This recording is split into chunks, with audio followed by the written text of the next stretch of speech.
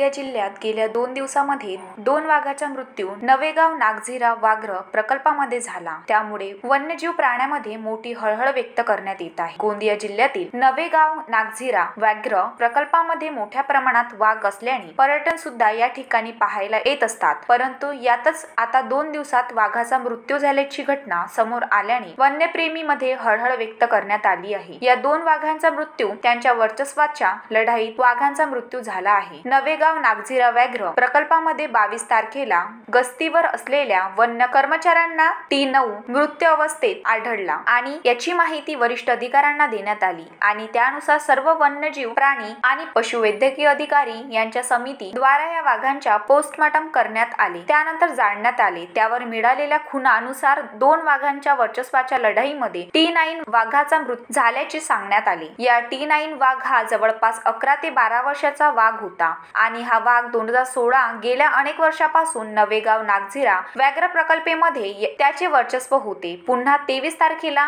T4 वाघिणीच्या 4 बछड्यापैकी एक हा कुजलेला मृत अवस्थेत आढळला असल्याने वन्य कर्मचाऱ्यांना आढळून आला। 3 दिवसापूर्वी त्याचा मृत्यू झाला असावा असा प्राथमिक अंदाज व्यक्त करण्यात आला। त्याच्या शरीरावर सुद्धा अनेक खुणा आढळून आल्या। त्यामुळे नवेगाव नागझिरा व्याघ्र प्रकल्पामध्ये नवीन वाघाचा प्रवेश आला असून या नवीन वाघ आपला वर्चस्व प्रस्थापित करण्यासाठी इतर भागांना इजा तर पोचवत नाही ना असा प्रश्न या ठिकाणी उपस्थित झालाय आणि त्या दृष्टीने आता सर्व वन्य कर्मचारी हे रोज नवेगाव नागझिरा व्याघ्र प्रकल्पामध्ये कॅमेरा आणि गस्तीवर लावून नवीन वाघ कुठून आणि कसा असला याबाबत माहिती घेत आहेत। नवेगाव नागझिरा व्याघ्र प्रकल्पामध्ये नवीन वाघ आल्यामुळे आपले वर्चस्व सिद्ध करण्यासाठी हा भाग इतर भागांना इजा पोचवत असल्याचे वन्य प्राणी आणि अधिकाऱ्यांना म्हणणे आहे आणि नवीन वाघ एकदा ठिकाणी प्रवेश केल्यानंतर आपलं वर्चस्व सिद्ध करण्यासाठी तो प्रयत्न करीत असतो असं सांगता येत आहे। हा वाघ वयाने तरुण असून 4 ते 5 वर्षाचा असावा असा अंदाज व्यक्त करण्यात आला आहे आणि त्या दृष्टीने भागाचे छायाचित्र आणि माहिती घेण्यासाठी सर्व नवेगाव नागझिरा व्याघ्र प्रकल्पातील team he camera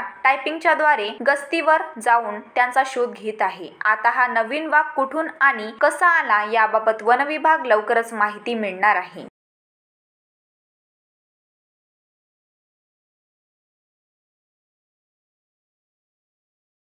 Sunil Kawade, the sting operation news, Gondia. The sting operation news, सत्याचे दुसरे नाव, अन्यायावर लेखणीचा घाव।